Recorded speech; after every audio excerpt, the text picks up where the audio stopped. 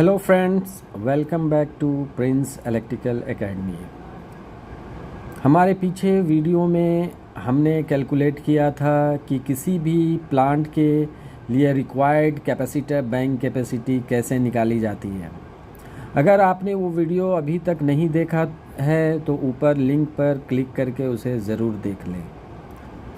आज की वीडियो में हम एक स्टेप और आगे बढ़ेंगे और इंटर करेंगे इंडस्ट्रियल कंट्रोल रूम में, जहां हम बात करेंगे ऑटोमेटिक पावर फैक्टर करेक्शन यानी APFC पैनल के बारे में।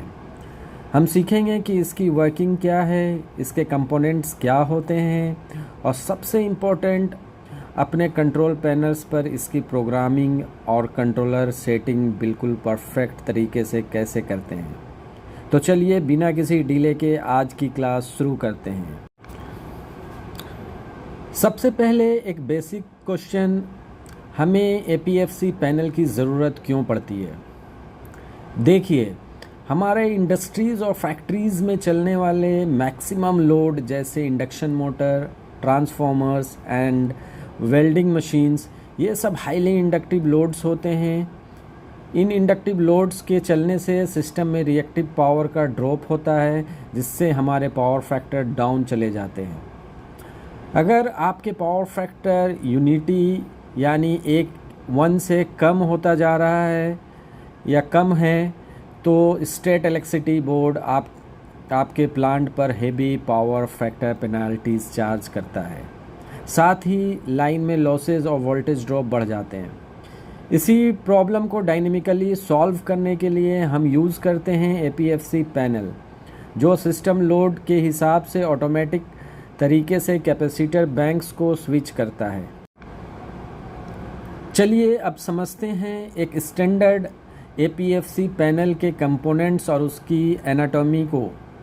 इसमें मेजरली 3 पार्ट्स सबसे क्रिटिकल होते हैं। First, APFC controller. यह पैनल का ब्रेन होता है।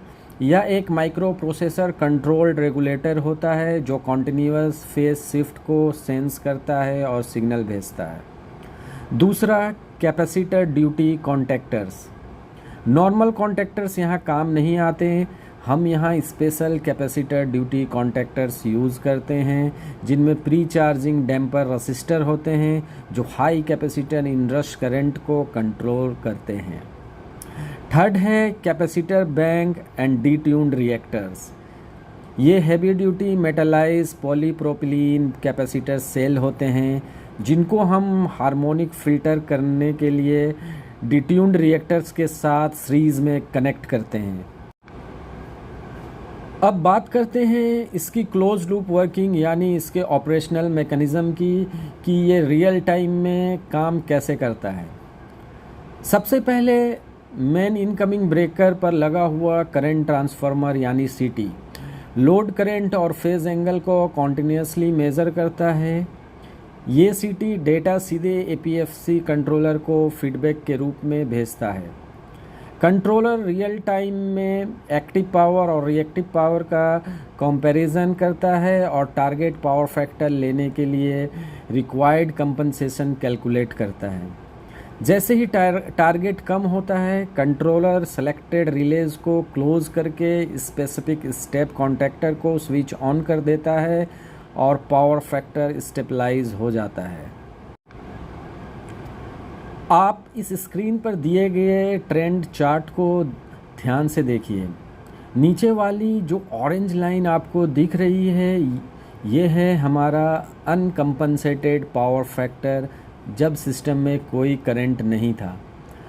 आप देख सकते हैं लोड बढ़ने पर ये कैसे ड्रॉप होकर 0.7 या 0.72 तक चला जाता है।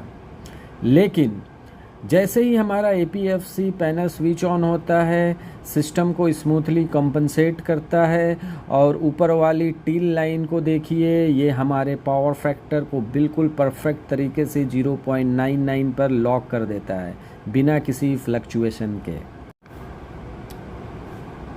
अब आता है इस वीडियो का सबसे इम्पॉर्टेंट पार्ट पर APFC कंट्रोलर की सेटिंग कैसे करें। मुझे पता है बहुत से टेक्नीशियन और इंजीनियर्स कंट्रोलर मार्केट से लाकर सीधे डिफ़ॉल्ट सेटिंग पर छोड़ देते हैं, जिसकी वजह से कॉन्टैक्टर चैटरिंग, ओवर कंपनसेशन या फिर कैपेसिटेंस बर्नआउट जैसा प्रॉब्लम आता है। चलिए मैं आपको बताता हूँ वो क्रिटिकल पैरामीटर्स जिन्हें आपको खुद मैनुअली फीड करना चाहिए। स्क्रीन पर आप जो सेटिंग टेबल देख रहे हैं, इसको आप चाहो तो स्क्रीनशॉट लेकर रख सकते हैं। इसमें सबसे पहले हम बात करेंगे टारगेट कॉस फाई की। इसको हमेशा 0.98 से 0.99 लैगिंग पर सेट करें। कभी भी इसको ओवर कंपनसेट करके लीडिंग पर ना जाने दें। सेकंड, सीटी रेशियो। इस सेटिंग में फिज़िकल करंट ट्रांसफार्मर का रेशियो डालना होता है। जैसे अगर सीटी 800/5 एम्पेयर्स की है तो कंट्रोलर में स्ट्रिक्टली यही फीड करें। तीसरे नंबर पे स्विचिंग डिले टाइम। इसको हमेशा 45 सेकंड से 60 सेकंड के बीच रखें।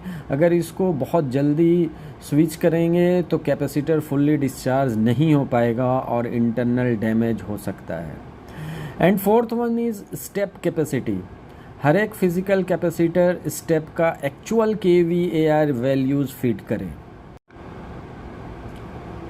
अब समझते हैं सबसे कंफ्यूजिंग पैरामीटर का, जो है C/K रेशियो यानी रिएक्टिविटी सेंसिटिविटी।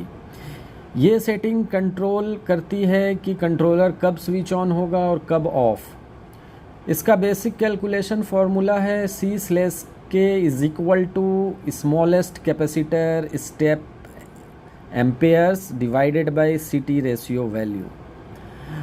अगर आपका C/K रेशियो गलत सेट है तो दो बड़ी प्रॉब्लम्स आ सकती है। फर्स्ट, अगर ये बहुत लो है तो कंट्रोलर लेज़ी हो जाएगा और एक्शन नहीं लेगा। सेकंड, अगर ये बहुत हाई है तो हंटिंग और चैटरिंग शुरू हो जाएगा, यानी आपके कॉन्टैक्टर बार बार ऑन और ऑफ होने लगेंगे, जिससे इक्विपमेंट ख़राब हो सकता है। तो दोस्तों, ये था कंप्लीट टेक्निकल गाइड हमारे APFC पैनल की वर्किंग और सेटिंग के ऊपर। मुझे कमेंट सेक्शन में ज़रूर बताएं कि आप अपने फैसिलिटीज़ या प्लांट पर कौन सी कंपनी का APFC कंट्रोलर यूज़ करते हैं, स्नाइडर, L&T, एपको या कोई और क्या आपने कभी कॉन्टैक्टर चैटरिंग की प्रॉब्लम फेस की है? अगर आपको ये वीडियो इन्फॉर्मेटिव लगा तो प्लीज़ वीडियो को लाइक करें, दोस्तों के साथ शेयर करें और हमारे चैनल प्रिंस इलेक्ट्रिकल एकेडमी को सब्सक्राइब करना बिल्कुल ना भूलें। मिलते हैं आपसे एक और एक्साइटिंग और प्रैक्टिकल इलेक्ट्रिकल इंजीनियरिंग वीडियो में। तब तक के लिए keep learning, keep practising. Thank you so much.